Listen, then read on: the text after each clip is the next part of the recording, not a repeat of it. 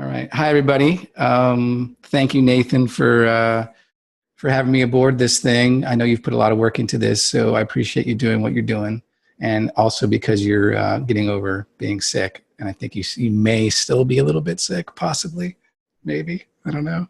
Yeah, totally still sick. Okay. And possibly heavily medicated.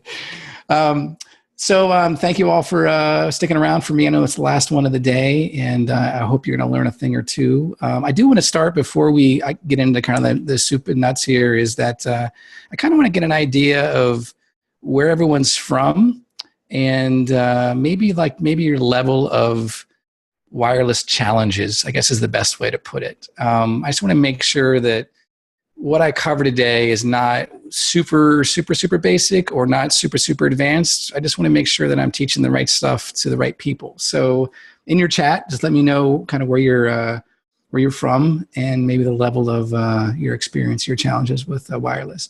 And if you want, you could even pop in there some questions or things that you really want me to cover, and I'll make sure that I get to that. So you can do that now. So in general, a little bit about myself. I'll do this for you real quick. Stand by. All right. So let's do this. That's me. So I'm from Cincinnati, Ohio, here in the States. And as a young kid, I was totally into music and sound. And this is my proof that was happening. I started playing music at a really young age, playing piano. I saw the movie Back to the Future. When I saw the movie Back to the Future, I wanted to play guitar and be really cool like that. And in the movie, there was also another scene in there where he was messing with sound. So I kind of got both. I kind of got into playing guitar at a young age, and also I got into sound at a young age. That was me at age 13, playing in a blues bar. I did that for a long time. So that's kind of where I started in this world, in this music world. Started playing in a blues band. I had to make some extra cash on the side. So the Tricks Bunny right there is actually me. So I wasn't always... Wait, Nick, what do you think we see on your screen? Oh, Tricks the Bunny. No, I think you just shared, instead of sharing your entire desktop with us, you shared maybe one window. So we still see Sound Nerds Unite. Stand by, guys.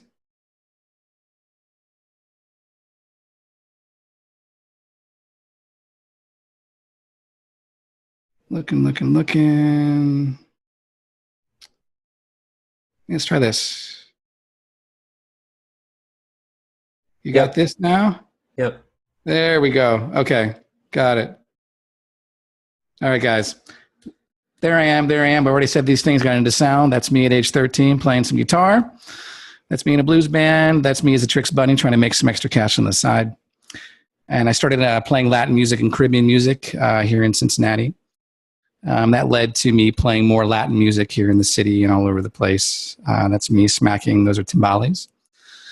And this is kind of where it leads into audio for me. Being the band leader, I learned a lot of audio just being the band leader and having to have the PA system.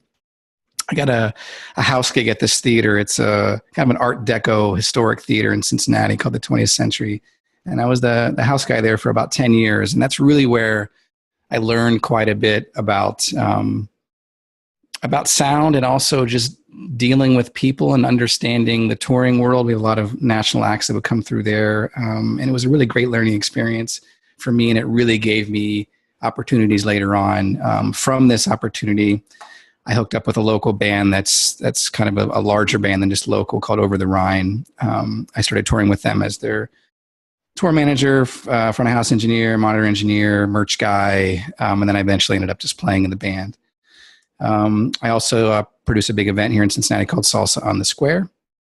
And then I joined the band O.A.R. I started working with O.A.R. about 4 or 5 years ago.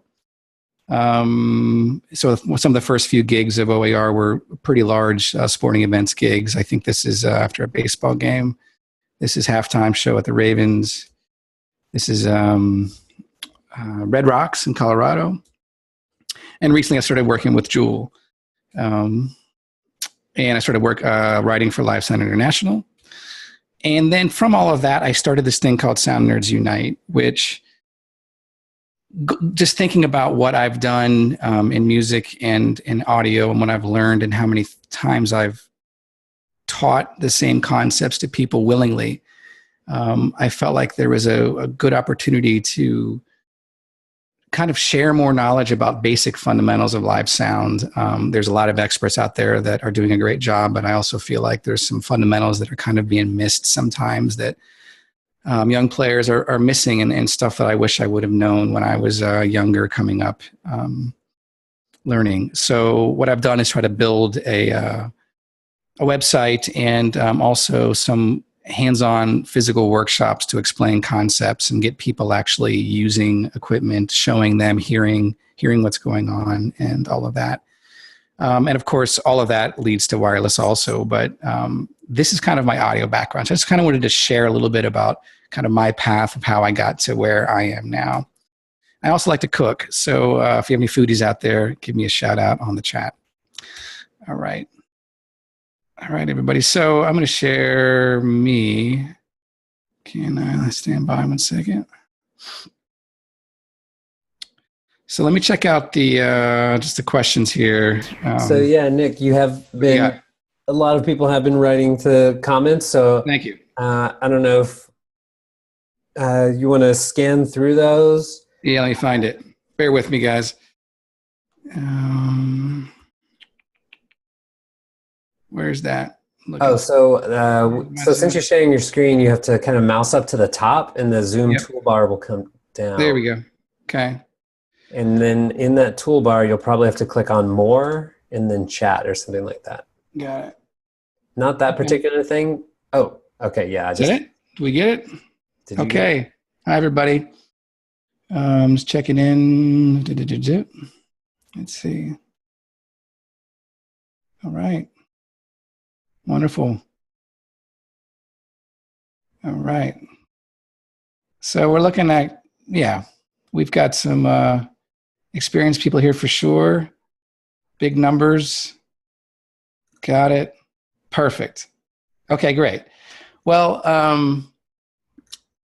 perfect. I will go over today as much fundamentals about wireless that I think it's always good to kind of know and understand, because when punts come into the picture, it's good to have those concepts. But we will go through a wireless workbench coordination. I'll just bring up a file that I've done in the past and maybe show you guys how I've attacked an issue or kind of solutions I've come up with to make that work. So it looks like, great, we're good to go.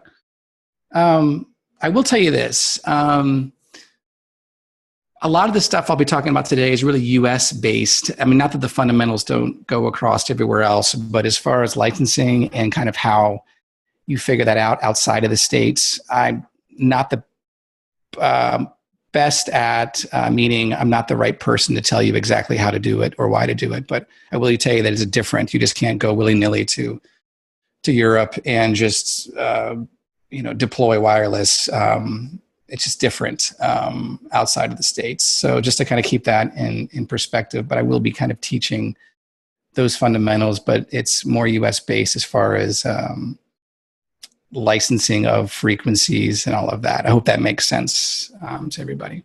Yeah, I think that's fair. Okay, let me know for those of you who put questions into your comments there, if we go through this presentation and they didn't quite get touched on, please put them back into the questions box so that we can bring them up near the end again.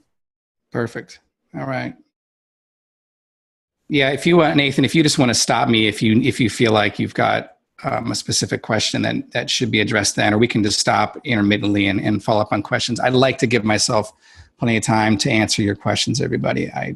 Okay, I'll do that. That works. Great. So one more thing here, guys, kind of just where to find me in general. Any questions you have for me at all, it's just at Nicholas Radina on all the usual socials, soundnerdsunite.org, and of course, nicholasradina.com. And quite often, people will just call me up or reach out to me directly if they have an issue. And I try to make as much time for that as possible. And often, people will be like in the middle of a pretty sticky coordination situation, and it's really, really helpful if I can kind of see what you see, and we can kind of do a screen share, or FaceTime, or a Hangout kind of situation to make that work. So just know throughout this talk that just kind of keep that in the back of your mind, and just reach out to me and let me know when I can help you and how I can help you. I'm happy to help. At the end of this thing, I have this kind of this little guide that I kind of put together of just the fundamentals of wireless that you can sign up for by just going to Sound Nerds Unite. There's a little link there to sign up for that. All right, so that's what that is. I'll give you the link for this at the end. One more thing, just in general, if you need some more information from me, there's a YouTube channel that I've kind of put together with kind of a lot of the fundamentals that I talk about. And also I've linked other videos that have been really helpful for me. So if you just search either my name or Sound Nerds Unite on YouTube, you'll find that. So kind of how I want to address a lot of this is kind of the basics to start with. I think everyone understands the concept of how wireless propagates, or how it goes through the air, the magic of RF. I'm not going to really get into the physics of all of that, but just kind of an understanding of, I think we're all on the same page of how that works, meaning, it's just like FM radio, if you want to think of it like that, it's not a very directional situation, that it's more omnidirectional in lots of ways, and a lot of reflections happening in lots of ways. So just kind of keep that in the back of your mind. In the audio industry, we are being cut down every year, as you know, as far as what the spectrum is, what we're allowed to use. And it seems like we don't have much say with the FCC of how much space we get. And as we all know, the 600 megahertz range is going away also. So if you guys have specific questions, at least here in the States, about 600 megahertz, I will show you just really briefly kind of a really great map that explains kind of what's going on and what's been deployed currently. I'll put a link to this map, but what you're looking at here is all the T-Mobile rollout for what's happening all over the United States. Stuff in black it's already been deployed. Stuff in yellow it's either quarter 3 or quarter 4 of this year. So what that means is if you have 600 megahertz stuff, you very easily, even though you might think you have until 2019, you might not. So keep that in mind because it definitely can be an issue for everybody, honestly. All right. So we understand that we have a slice of the pie, and we're dealing with that chunk of the pie. And a lot of issues with wireless come to not understanding kind of our chunks and what's available to us. And this is totally location based. Just because it worked the night before does not mean it's going to work tonight in a different city or even a different part of the city that you're living in. So we're always fighting for the space in between digital TV, emergency broadcast, other things that are just RF pollutants in the area. So keep in mind that just because it works doesn't mean it's always going to work. So remember that. So the big issue with wireless that I see quite often is some fundamental issues with maybe how wireless is set up. If you kind of look at, I have some dummy props here, but basically, if we're basing our basic receiver in this situation with 2 quarter wave dipole antennas on the back, quite often I'll see this with the antennas like this, or I'll see it buried in a metal rack, or I'll see one of these missing, or I'll see this on the floor or something like that. And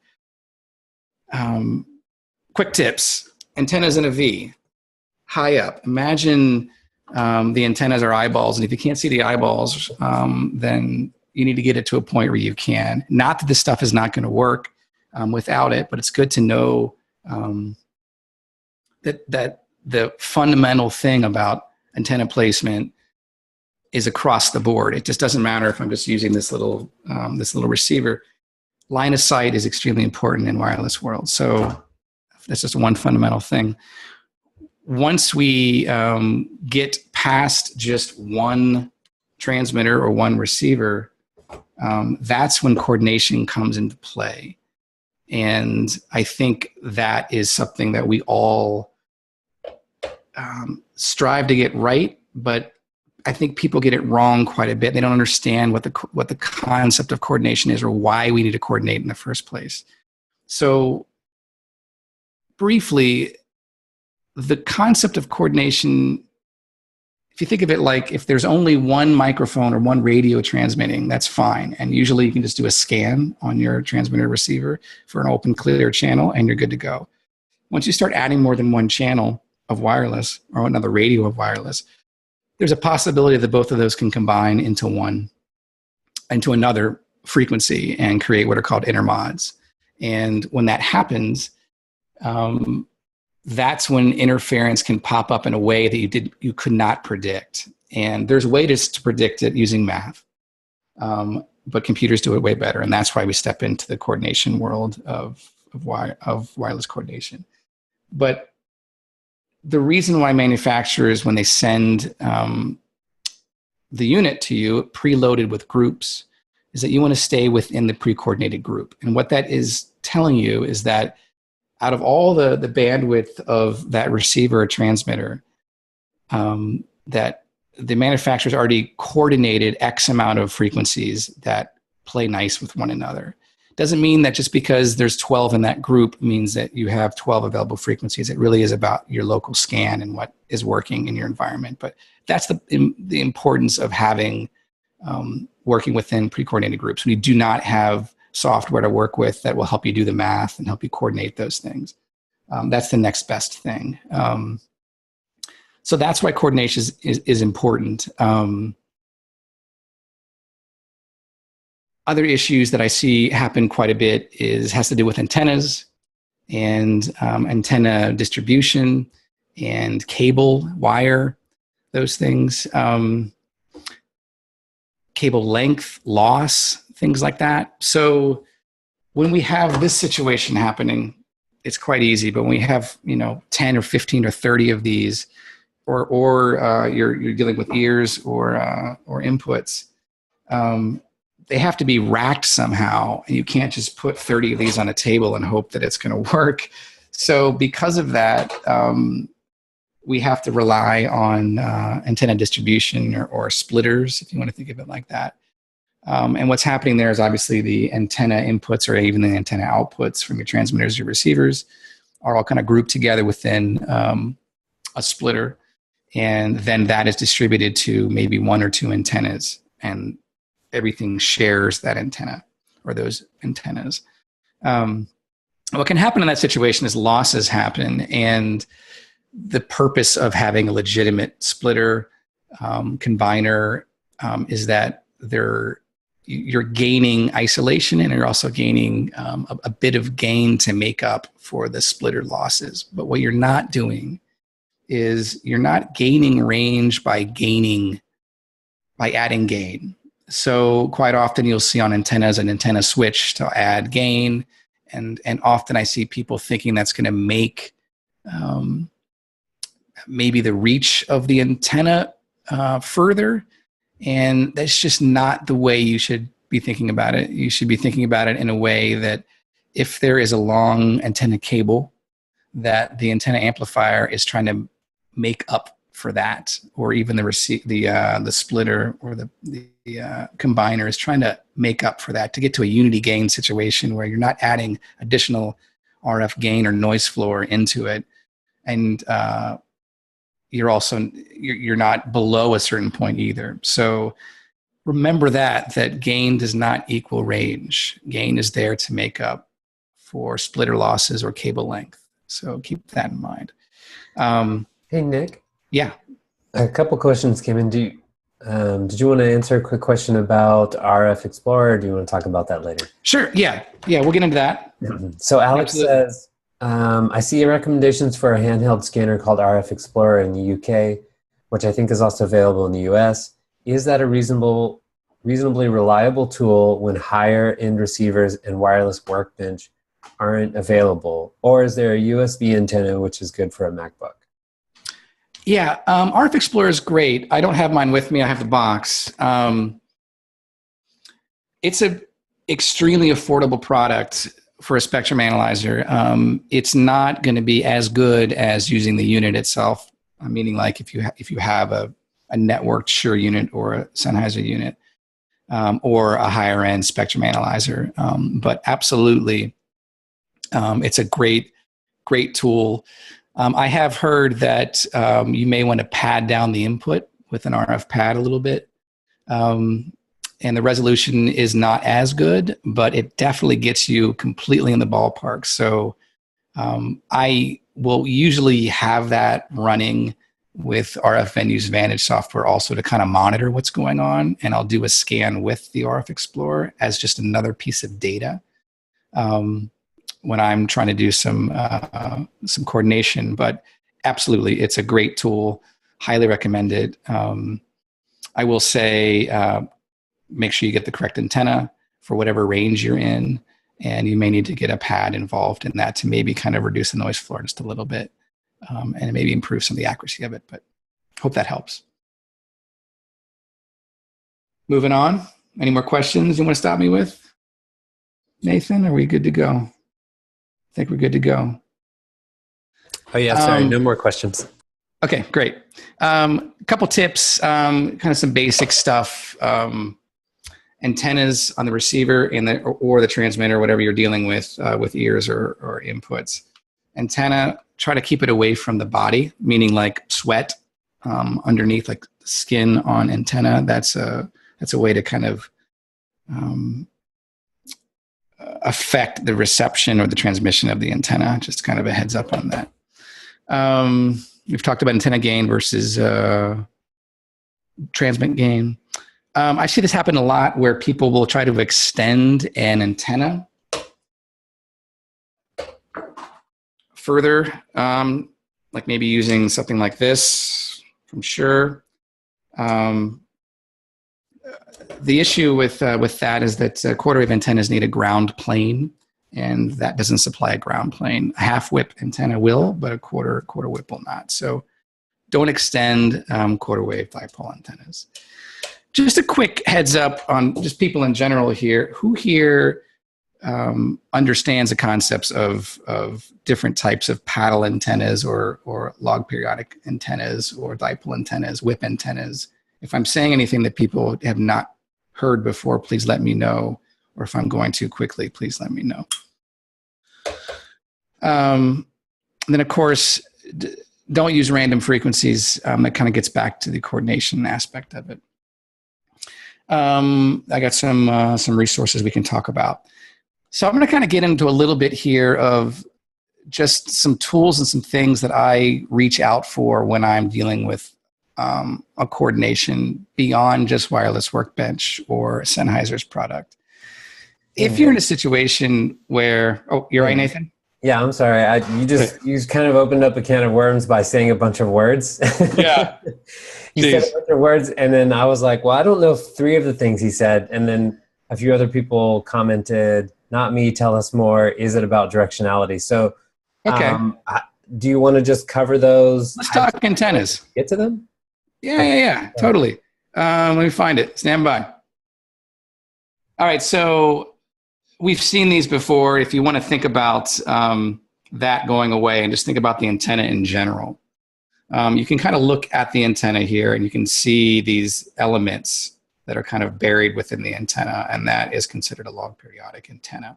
And what's happening here is you're basically creating some forward gain with this, which also results in some null or some rejection in the rear of the antenna.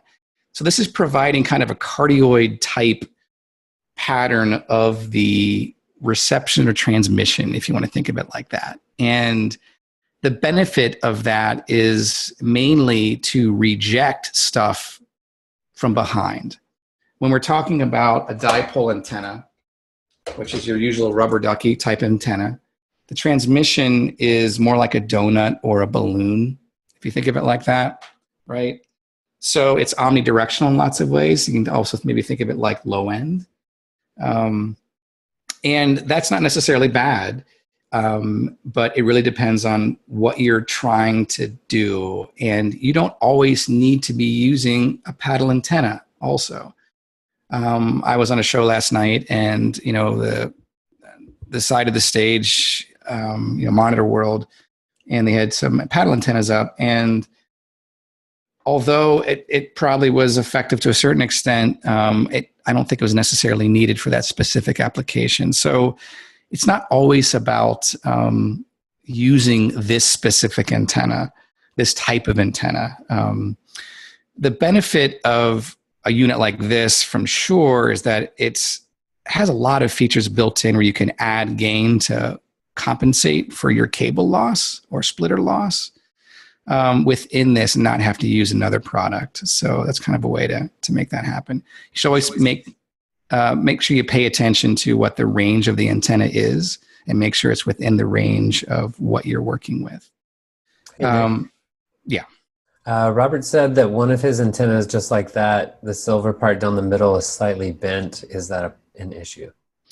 It might detune it a little bit, but unless you're seeing an issue with a dropout or bad reception, I think you're okay.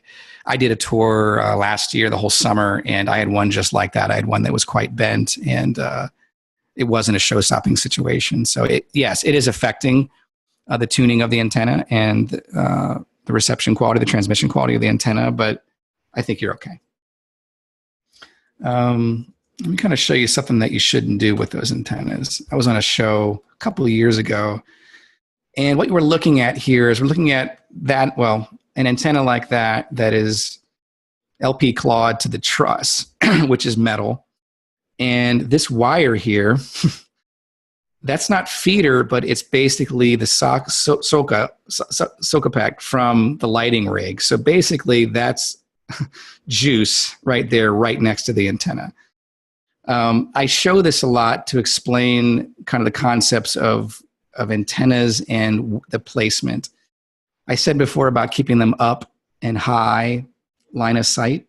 Also keep them away from other objects if you can. Try to keep 3 or 4 feet around your antenna free of obstructions, and especially juice, AC. If you have to go across a line, try to go at a perpendicular angle with that. So this worked, and with RF, a lot of things will work, but when you're thinking about, when you're in a situation where you're trying to figure out what's going on, always keep this in the back of your mind of where you're placing your antennas, where electricity is, where your coax cable is. Is it underneath feeder?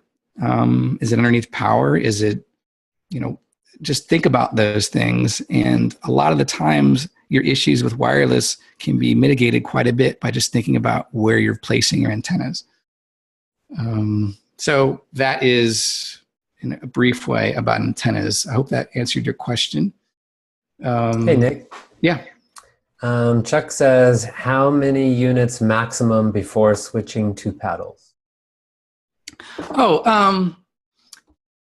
Well, if you think about it, if we're talking about amount of units, they have to go into a combiner in the first place, if you're doing it this way. So quite often, honestly, sometimes I'll just put 2 half-wave whips, which is basically twice this, if that's what the manufacturer usually uses on the antenna combiner. If it's in a smaller space, I don't need the rejection of a paddle antenna. Sometimes I'll use a paddle and a dipole or a quarter whip or a half wave whip on the receiver or on the combiner also. So it really depends on what you're trying to overcome or what your challenge is in that situation. Remember that the antenna is not really giving you more juice. It's just solving a problem with directionality, if that makes sense, and trying to pick up or transmit in the area that you want to and not in the area you don't. Hope that made sense. Answered that question. Yeah, I think that helps. I mean, It's not about the number of units you're using. It's about what you're trying to, the signal to noise ratio, maybe directionality, those kinds of things, right? Yeah. And, when it comes to hardware units, you can try to, there's a limit to how many units you can be using within a band. And obviously, if you're at a higher level and you're using maybe Axion stuff or UHFR or higher end things, you can obviously get more channels within a chunk than you can with maybe a lower end SLX or just another wireless product. And the difference there is in the front end filtering of the RF signal. So if you think about your antenna tuning in, and there's a bunch of garbage that's happening all the time, all around us, RF wise, all the time. And we have to find a way to only tune in what we want to tune in, not tune in Tokyo. We want to tune in a very specific frequency. And that requires filtering, which is expensive. And that, in a lot of ways, is the difference between higher end wireless and lower end wireless. If you're only needing to do a couple channels of wireless, then that might be okay. But if you've got to do 40, then it's pretty impossible to do 40 channels of SLX if it's within the same band. So always think about that. That's kind of what you're paying for in lots of ways, is the filtering that's happening on the front end of the receiver. Hope that makes sense. Hey, Nick, Vladimir asked, what is the loss for the antenna splitters? Does that make sense to you? Yeah, it depends. So here's a splitter here, a real basic passive splitter. And the rule of thumb usually is 3 dB loss per split. Some splits, this is talking passively. So if you have an 8-channel passive split, it depends on the manufacturer that made it, but that might be a loss of 9 or 12 dB in theory of your RF signal. So you can kind of start seeing where the importance of making up that gain, but only making up enough very specifically of that gain. You don't want to go over that and overload the receiver, and that kind of goes in the other direction. So it raises the noise floor and all of that. So in general, about 3 dB a split, give or take, sometimes less than that. You also have to keep in mind insert losses, basically. Like if you read the information about this, you'll see an insert loss, and that might be another way of kind of explaining what that loss is within the splitter. But your connections also, just a cable to this could be a half dB. So you have to think through all of those losses. There is a website here that I'll show you that kind of allows you to do a quick like loss. You can pick your cable here, whatever kind of cable you have. You can put kind of the range that it's operating within, and then the feet or meters, and it'll show you the loss within that cable, which is here. So maximum loss. It's a real quick way to know, okay, well, I know that I'm losing 9 dB through this split. If I'm not using combiner, I'm just using a passive situation. I need to make up for the passive split. I need to make up also for the cable split. So you're always looking at the whole package of how much loss you're dealing with. And then you can start thinking about, how am I going to make up that gain that I've already lost? For me, often I have to work with situations where people don't have the budget for combiners, proper combiners, and I'll have kind of my own just kind of box of splitters and trying to figure out what I need to make that work if I have to combine antennas. So there's a couple tools for that. So the company called Mini Circuits, which is, they're really make fine equipment, and it's very, very affordable. I'll put a link for this on the website. They offer everything RF you can imagine. But if you think about a splitter and you think about cable, so you have loss, your splitter loss, your cable loss. You have to make up for this in some way. In order to make up for this, you have to amplify in some ways. So if we saw earlier on that antenna that I was pointing out from Amazon there, we had this issue of kind of where we can make up for gain there, et cetera, 6, 12, -6, et cetera. If you don't have something like that, you can make it up with something kind of like this, which is made by Shure also. And what it allows you to do is it allows you to add 3 dB or 10 dB of gain on a switch here. But in order to do that, it has to be powered in some way. So how this works is one end goes to your receiver, one end goes to an antenna. And I'm just going to fake this antenna. We shouldn't be doing this in real life, but imagine this is the antenna.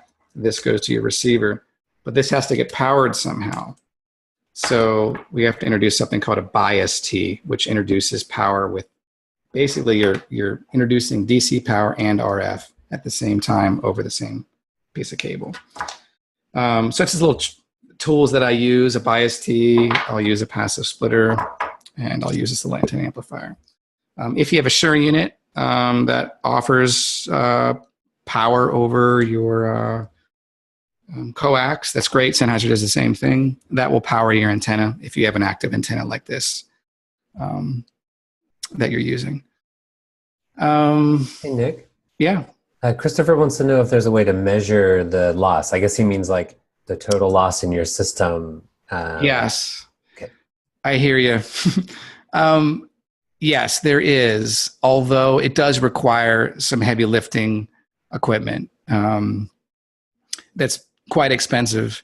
And I've looked through all of that because I feel the same way about that. I love to just see a number and know that, okay, I'm at unity. I know that I don't have any losses, but yes, it's possible to do that, but it is expensive, and the gear that you use for that may not necessarily fit in your work box to make that work. So the next best thing is to just do your best estimate on what those losses are by going through what your cable loss is, what your splitter loss is, if you have to go this route of kind of rolling your own antenna distribution. When you're dealing with proper combiners from Sennheiser or Shure, Audio-Technica, within that, they've figured it out. They've figured out how to get unity gain for all of the outputs on that. So you don't really have to worry about that when there's a combiner involved. But when you have to do it passively, then yes, absolutely, you have to think about that. The main thing that I think people need to understand is basically the cable loss. Because if you have to extend your antenna 50 feet and you don't know what your loss is of your cable, you don't know where to set this switch. You don't know how much gain you need to add to it. Once again, RF will work. It'll work, but you're compromising lots of things without trying to get it back to unity gain. So I hope that helps and answers that question. Hey, Nick. Christopher wants to know, where would we find loss values for off-the-shelf products? Well, the main off-the-shelf products really is just your cable and your passive splitter. And your cable, I think it was one of these tabs I have somewhere here. This is Microwave Systems is the name of a company that makes cable, but this is a great resource to just find your cable, whatever manufacturer cable you have, and then put in those values, and it'll give you that value of what your distance, what the issue is at your specific cable length. I believe this chap who is super knowledgeable about wireless, really great, learned a lot from him. He actually has an app that it's only an Android app that does all these calculations for you, meaning like you can put in your cable type, your passive splitter. It's not really a manufacturer based, but it'll give you a quick idea of what your losses are. I'll put a link in this for everybody at the end of this also. So yeah, I mean, as far as the passive splitter losses are concerned, the best thing to do is find the manufacturer's website, and they'll have a data sheet. So like, for example, here at Mini Circuits, If we go to a, let's see, I guess we can just do, yeah. You can just look at a data sheet and it'll show you specifically what the loss is within that specific unit. This may be difficult to see, but here you'll kind of see, they'll show you what the total loss is at that range that you're working at. Wish I could zoom that in a bit further, but that's what you'll see. You always want to be looking at what the loss is at your very specific, like maybe your average range, and what that splitter loss is. So always pay attention to what your total loss is within that. There's only a couple players in the game really when it comes to splitter passive splitting, and Mike Mini Circuits is really a great player in the game. They make great products, and it works out really well. RF Venue, great website. If you can check them out, they have really great resources and also really great products. They also offer different antennas and RF distribution and maybe some passive parts and things like that. So that's a great resource if you want to learn a bit more about everything wireless.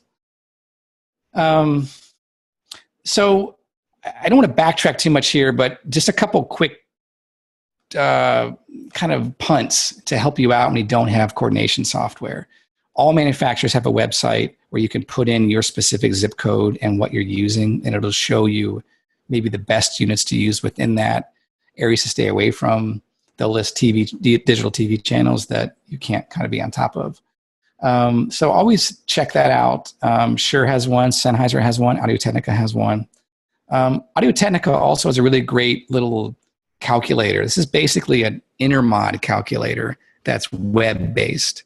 So you can put in frequencies, whatever. I'm going to pick something totally random here, but you can put, whatever, up to 30 channels, and it'll run it through its own little algorithm, and it'll say no conflicts. And this isn't perfect, but it will really quickly let you know if you have a bunch of wireless, you walk into some place and you're being given all these different manufacturers wireless, and you don't have Wireless Workbench or another piece of software, and you have to figure out how to coordinate those frequencies, or at least know that they're compatible or not. And this is a kind of a quick way to figure it out. It's not perfect for sure, but it'll give you an idea. Sounds like guerrilla audio, maybe? Yeah, it totally is. Yeah, I mean, in the early days I had to punt, and this is a lot of the ways I was able to do it. Because you can use spreadsheets and all of that to figure out the math with an intermod, but there's different levels of intermod issues. And it gets super complicated, and that's why guys like James Stoffo and people that are big players in the game have developed software for that, and why all the manufacturers have some way to figure that out. Maybe just a show of hands here, or just on the chat. How many Wireless Workbench users are there? Are there more Wireless Workbench than WSM users on here? Or maybe a different coordination software that you all are using? Let me know.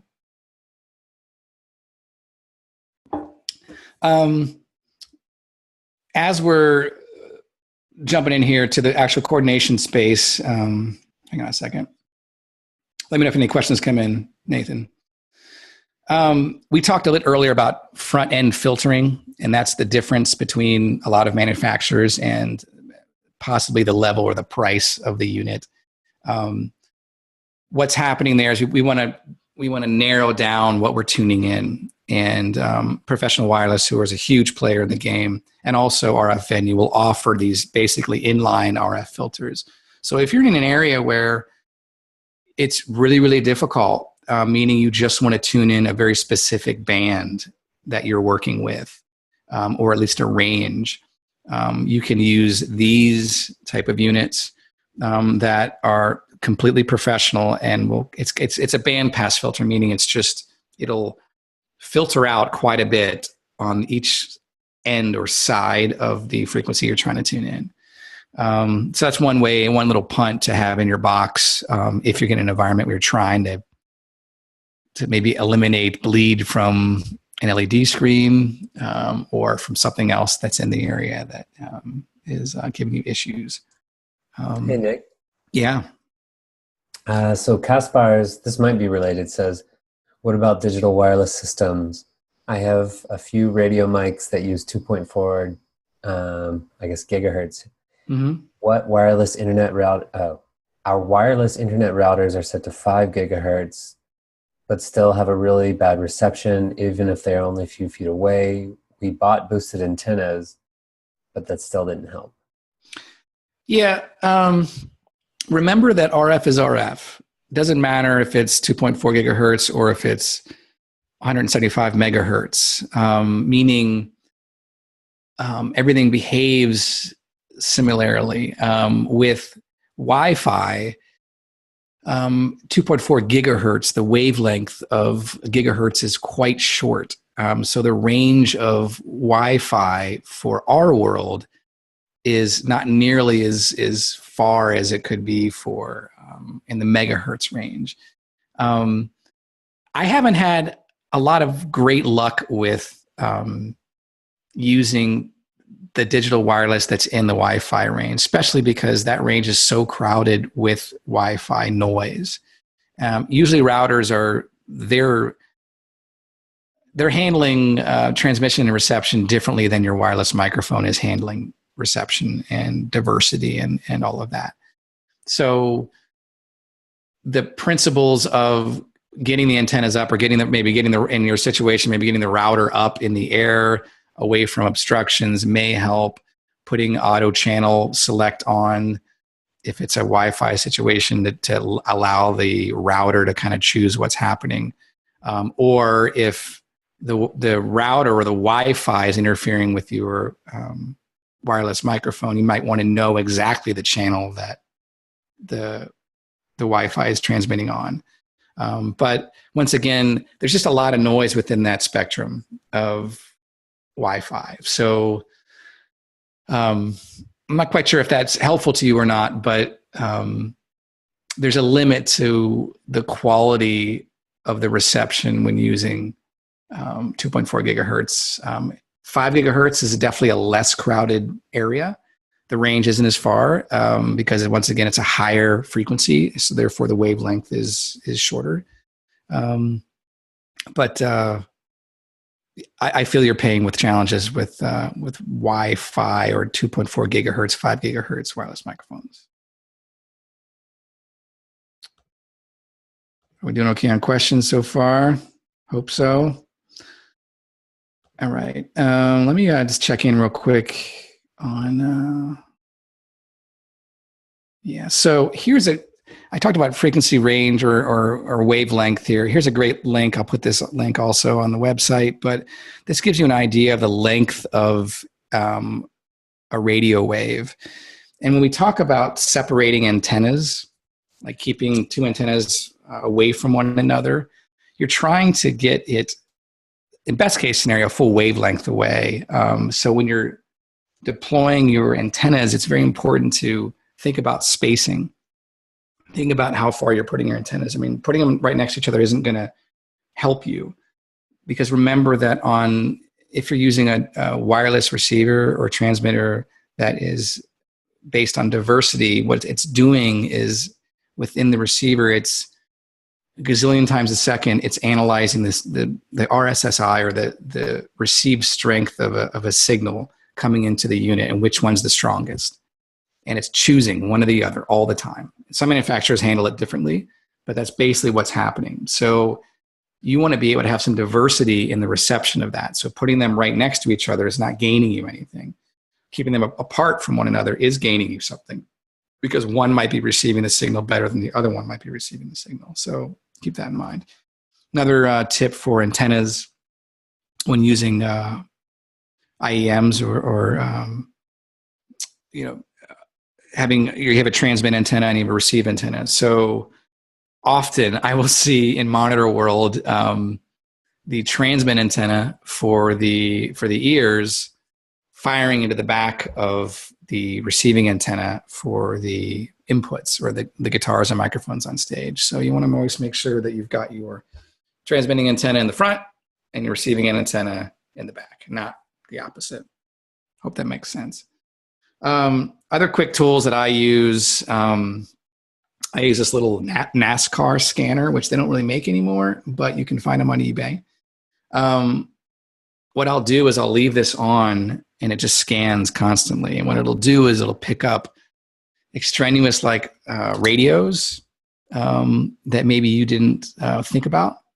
And it'll just pop up and it'll beep and show me that it received it. And I can add that into a coordination so I know exactly kind of what I'm dealing with within the environment. All right, so I don't want to get too long-winded here, so let's get into a coordination within this. That's okay with everybody. Let me know if that's not okay. Nathan, let me know. Sounds good. Okay, cool. Loading. Drinking some tea. And guys, let me know if you want me to get into anything else other than wireless today. I know we kind of talked about maybe doing something about in-ears cleaning and stuff like that. I can get into that if you want me to, but let me know if that's of any importance to you all. There's no way you can possibly cover more than you're already covering. Okay, I'm covering a whole lot. I know. Jeez Louise. Okay. So I'm going to do a coordination using Wireless Workbench. Not anything else just because of time, but I think the concepts will make sense. So Wireless Workbench, for those who don't know, is a free piece of software that Shure makes. And it's not just for Shure products. It's for almost all the manufacturers to be able to coordinate different manufacturers, models, bands, et cetera, et cetera. So Wireless Workbench, in super simple terms, there is an inventory tab, which shows you the actual pieces, the hardware pieces that you have, not frequencies, but the actual units that you own. If they were networked together, they would also show up here. But this is where you would add your hardware stuff. Frequency coordination is where all the magic happens that we'll talk over. And there's a monitor tab that allows you to monitor what's happening. At the top here, you've got everything kind of makes sense if you look at it, but the main thing we'll be talking about is adding a device. So you see here, you have a bunch of different manufacturers, and this is where you can add whatever you have. So we'll add a PGX, and you can add how many channels you want. Great thing about this is you can just keep adding and go through here without this window closing. And you'll add that into your coordination space. Here's where we just chose. So this is all the hardware stuff we have. And what I'm going to do is I'm going to do just a new show and not a show I've worked on before. So it makes sense.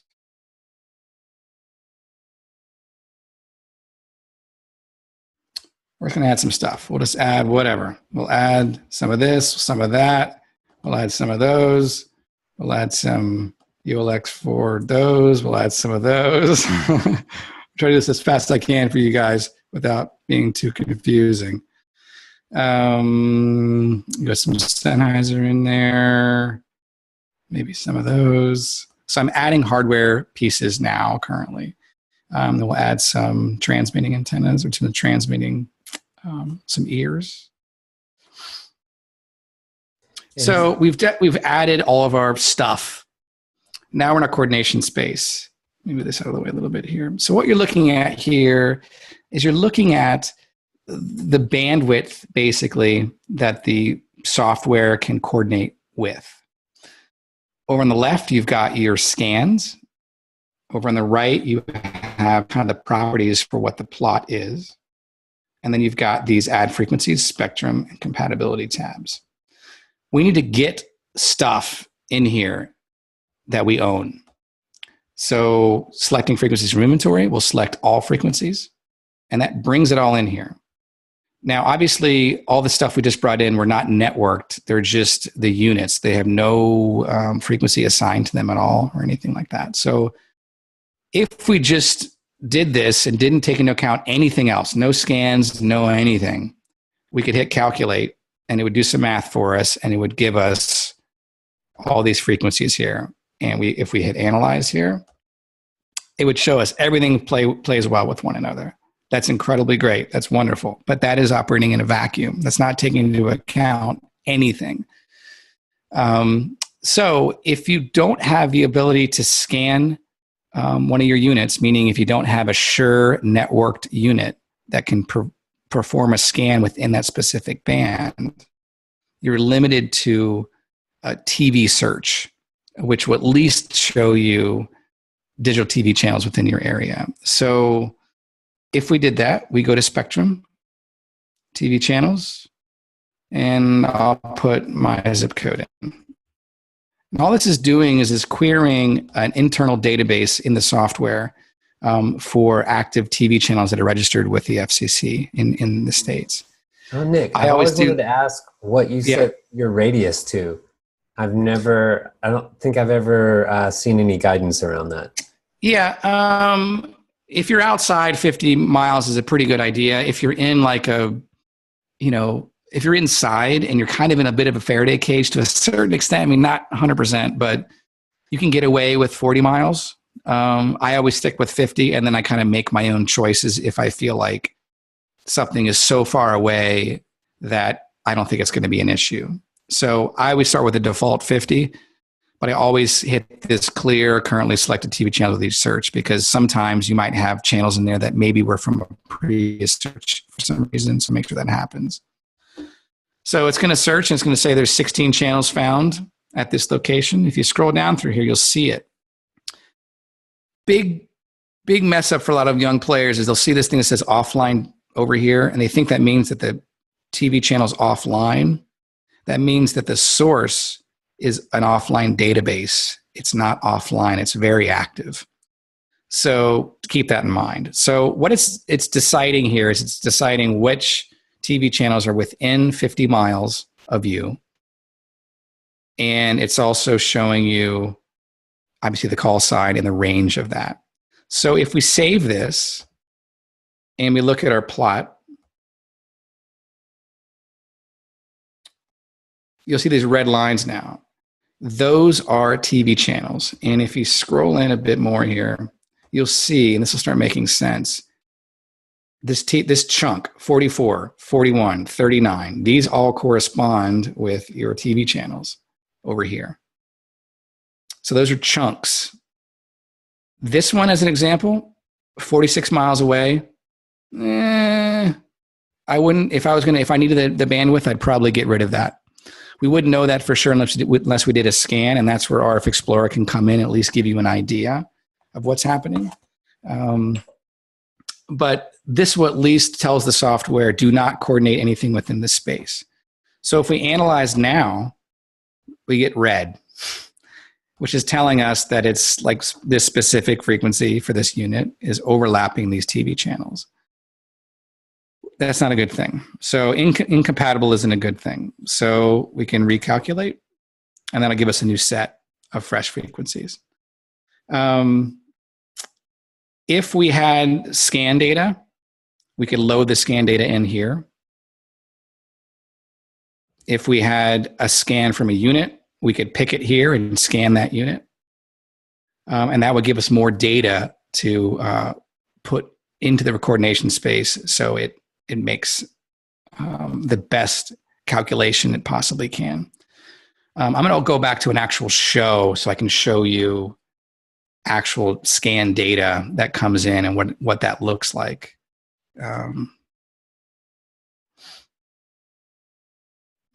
So this is from a year or two ago in Colorado, which is not really a difficult space to work within. But here you'll see there's a bunch of stuff going on here.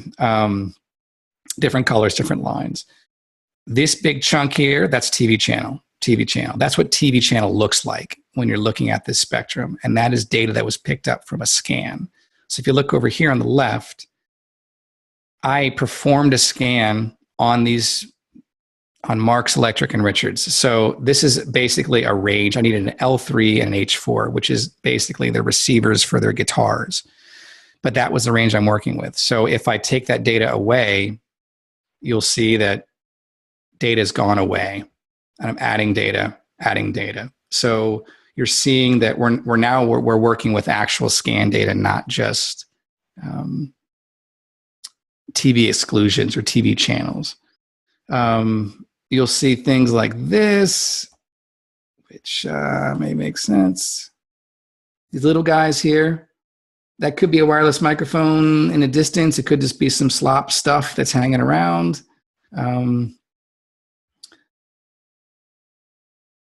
But in general, it gives you an idea of what it actually looks like. You're visualizing the RF in a way that tends to give you a better idea of what you're trying to do. And this software isn't always perfect. It's not always right. Sometimes it might put a channel right on top of something or too close to something. And there's kind of ways to get around that. Like if we analyze this now, and I'm hoping this was a good coordination. But say whatever, this frequency we wanted to change without having to completely change the entire coordination around. You don't want to make it harder for yourself by doing more and more and more coordination when it doesn't need to be more and more coordination. So if you have a complete set that looks good and works well, lock it. Lock it down. Now all the frequencies are locked. And say one of these frequencies you feel like is showing up as there's activity on the receiver. And you want to choose you want the software to give you a new frequency. You can unlock it and you can calculate a new frequency. And that's only that specific frequency. Analyze it, look for green, lock it down, and you're good to go. If everything's networked, you can assign and deploy, which will deploy this to all your networked receivers and all light up and everything will be hunky-dory again. But what you're looking for is once this is deployed, or if you've taken these frequencies and put them into your receiver, you want to make sure that when you're looking at your receiver and it's on and the transmitter is off, that there's no RF activity happening on the screen. So whenever I get to a venue and none of my transmitters are on yet, I simply power on my receivers and look what the RF environment is like. After I coordinate, I'll look again and look at what the RF environment is like. Remember when you're doing ears, if you imagine this is an ear pack, this is the receiver. This is this when you're dealing with inputs. So same thing, looking at the screen, seeing if there's anything receiving on this end, gives you an idea of what your landscape is like. You should also just pay attention to what's on when you do a scan. So a lot of times if you plug in your IEM transmitter and it's just on and you're not thinking about it and there's no way to turn the antenna off, and you did a scan on a wireless microphone or a guitar or something like that, it's going to pick up that. And that might be a good thing. But it might not be a good thing. So if you want to do a legitimate scan, even with RF Explorer, and you're trying to do a coordinated set, it's important to make sure that everything that you are in control of that's transmitting as a radio is off. So your scan is relatively clean. And hey, Nick. Yeah. Do you use the default threshold setting there in Wireless Workbench? I do. Sometimes, like if I'm in Vegas or Dallas, or like sometimes it's really, really challenging. And changing that threshold a little bit is okay, but I would resort to other things before I start moving that line around. Because if you move it up just a little bit, you might get past a big TV channel that's transmitting a kilowatt somewhere, and the software will coordinate on top of that because you've told it that it's okay to look at something above or below this line. And so I unless you really know what you're doing and understand how this works, I wouldn't mess with the kind of the threshold, the exclusion line. Hey, Nick, Alex asked, can I network Wireless Workbench to other manufacturers like Sennheiser? No, fortunately not. I think Sennheiser is the same way. You can't network Shure with Sennheiser, I believe. So you kind of have to do it manually on that side. So, often I'll have some different manufacturers, and I use Wireless Workbench pretty much for all my coordination. And I just have to do it manually. I'll somehow try to get a legitimate full band scan, because remember that, these receivers are only tuned and filtered to receive a certain bandwidth, meaning like, the B band or G band or whatever your manufacturer's spectrum is. So it's not going to give you all the data. If you look at this scan here, if I turned off Mark, it goes away. So this data here was from the in-ears scan. So that only goes up so far.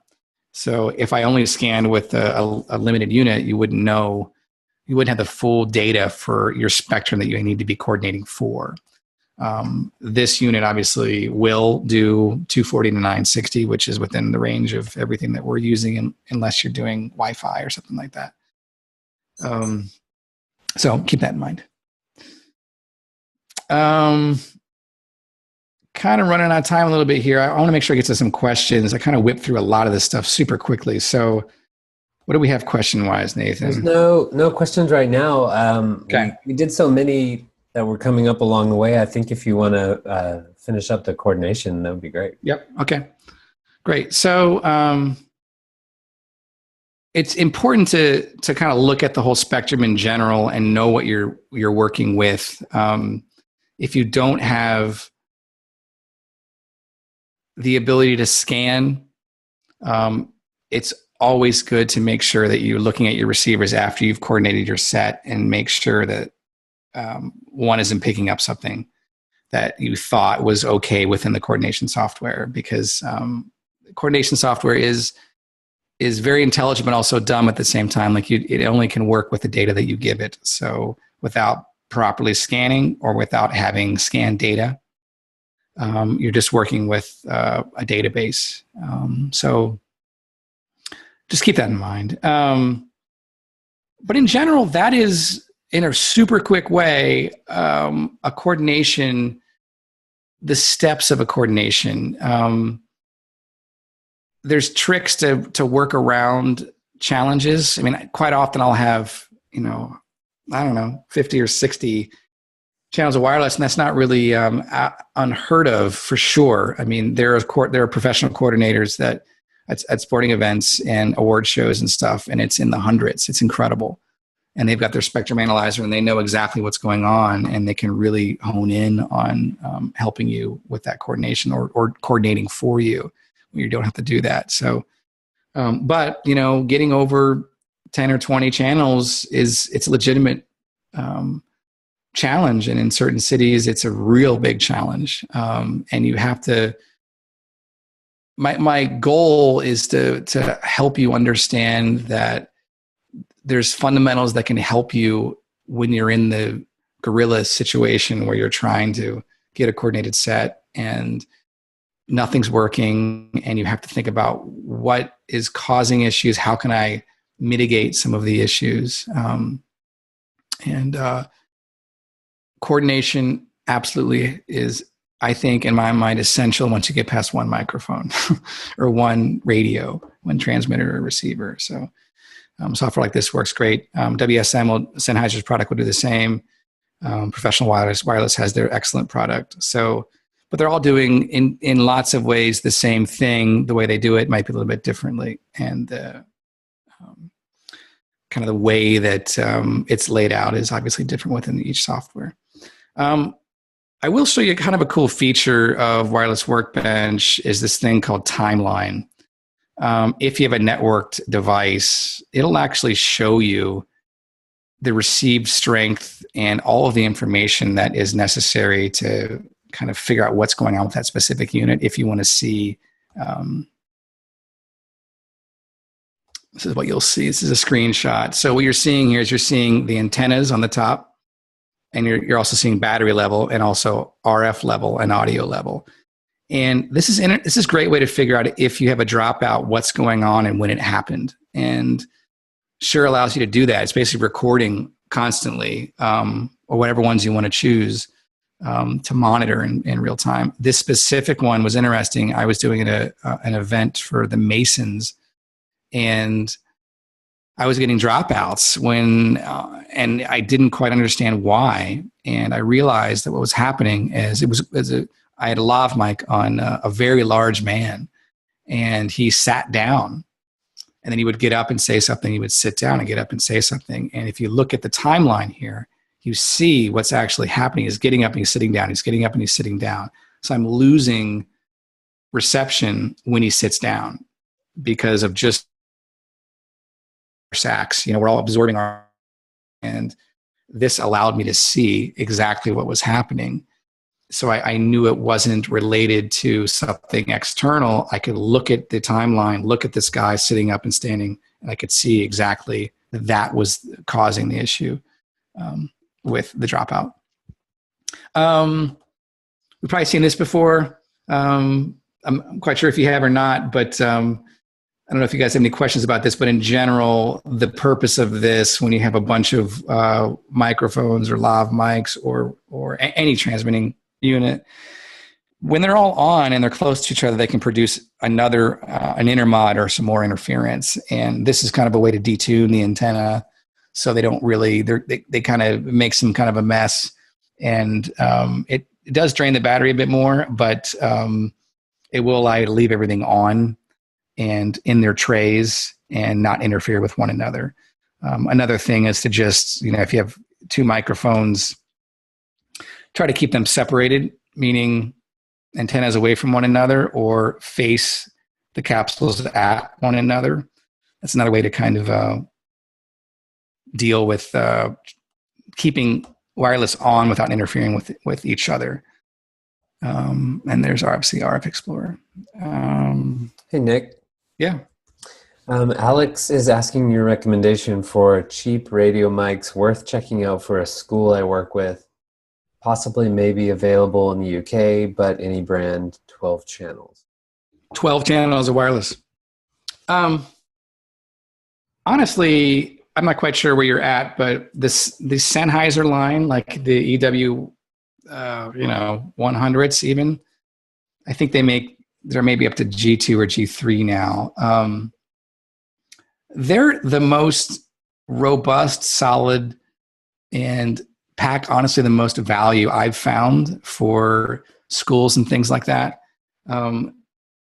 But wireless is expensive, and 12 channels of wireless that gets along with one another that's good for your environment may not be cheap. And the cheap stuff that you do buy may not be great, and you might just be getting yourself into more challenges. So I would always just look at, if you're going to go buy something, I would look at what the whatever the model is, go to the manufacturer's website, put in your country code or your zip code or wherever you're at, and it'll show you, based on your area, which of their products can give you the most channels, just based on your location, meaning the TV interference or whatever else they have data-wise for that environment, before you buy anything. So keep that in mind. Hope that helps. Any more questions? All right. Yeah. Alex says, thanks. Okay. All right. Let's think. Anything else I need to cover wireless workbench wise? I burned through all of this, but I go through this more in detail with a couple of YouTube videos that walks you through really specifically of how I'm doing something. It's hard to teach this quickly, but once you understand the theory behind why you're doing it in the first place, why you need to coordinate in the first place, why it makes sense, I think learning any software like this is much easier to understand. Because like with anything, you can kind of go down a rabbit hole and you don't know why you're doing it. You don't know why you're coordinating. You don't know why this frequency can't work with this frequency. I mean, I don't know how many times I've walked into a place and I'll ask them what the environment is like, or if there's wireless microphones in use, and they'll be like, "Oh, we're in the 500s. We're totally out of your your world and say I was in the 400s or 600s or something like that. And that's just not the way to think about it. Because just because you're not transmitting within that range does not mean that that frequency within that range and your frequency in your range they may produce an intermod. You don't know that. You're just hoping because, of maybe the filtering that you might have that you guys are not going to interfere with one another. So it's important to take the coordination into account, and using a software like this can really help you feel a lot more confident, A, about what you're doing, and B, it makes it easier, especially when you're able to enter in manufacturers, and you can even create your own devices within Wireless Workbench if you know some of the data behind it to help you figure those things out. Because it's not just wireless microphones and in-ears. It could be wireless comm. It's lots of different things. Hey, Nick, Alex wants to know how can you explain how to import from RF Explorer to Wireless Workbench? I use Vantage from RF Venue. It's about $100, I think, is the software. And that is the easiest way to get data into Wireless Workbench. There are workarounds for sure on PC and Mac, but they take a little bit of more time than just being able to kind of plug in the RF Explorer and do a scan and import that. So Vantage is a great way to do that. It allows you to export that directly into a Wireless Workbench file, and you just go over here to the left in your coordination space, choose a scan file, and import it. I'm not quite sure what that is. That might be, who knows what that is. But that's where it would come in. That's how you would do it. I'm pretty sure on my website, I put kind of my workflow of that, meaning, and some links to how to do it without Vantage. It just takes some extra steps to make that happen. Nick, Christopher says, using RF Explorer, would you recommend tying into an existing antenna distribution system to do your scan, using the onboard antenna, or combining both? I wouldn't plug anything into the RF Explorer other than its own antenna. You have no idea what on the input side of that RF Explorer, what's going on, that you have no idea the output of the antenna that you're plugging into this. You could overload the front end and either A, destroy the RF receiving end of that, or B, decalibrate it basically. So I wouldn't recommend that. I would definitely just use the correct antenna for the RF Explorer and then have that data. And then if you want to use your antenna for your other receiving unit that you might have networked, a Shure unit or something like that, it could work out great. Christopher has a follow-up question. What about RF Explorer Rack Pro? Yeah, it's great. Absolutely. I haven't used that, but the guys at RF Venue know what they're doing, and it seems like they're behind all that. So I have not used that unit, but it looks like a great solution for sure. I'm sure that the guts of it are the same as what you have here. To a certain extent, meaning like the processing and the spectrum analyzer part of it. I don't know RF side what they've done within that unit, but I'm sure it's top notch. Those guys know what they're doing. Nick, we should probably start wrapping up. Do you have any closing stuff you want to add? A couple quick tips. Sometimes you got phones interfering with stuff. These little ferrite beads you can wrap around the antenna, receiving antenna, which can help mitigate some of those things. They also make them for like XLRs, things like that. RF Venue has a great article about that on their site. Just kind of a little tip and trick. That's it. Just to review kind of just really quickly, like my 10 tips for not screwing this up and trying to give yourself the best chance possible to coordinate the best way you can. in general, I'll just kind of scroll down. This is at the end of the article that you can grab. But if you only have a unit and you can't coordinate, scan one at a time, stay within the manufacturer's designated groups and banks. Keep a line of sight from antennas to transmitters. Make sure that your antennas are 3 feet away from anything else. Orient your antennas in a V. Always keep your receiving antennas behind your transmitting antennas. Is that right? Yeah, exactly. Keep any wires carrying power away from antennas, including like the DC power that goes to the back of the unit. Make sure they're not wrapped around your antenna. And then don't forget about cable losses with coax, and don't use 75 ohm cable. Make sure you're always using 50 ohm cable. This is what these units are designed for. They're not designed for 75 ohm cable TV at your home coax. So keep that in mind. So kind of my tips. That's it.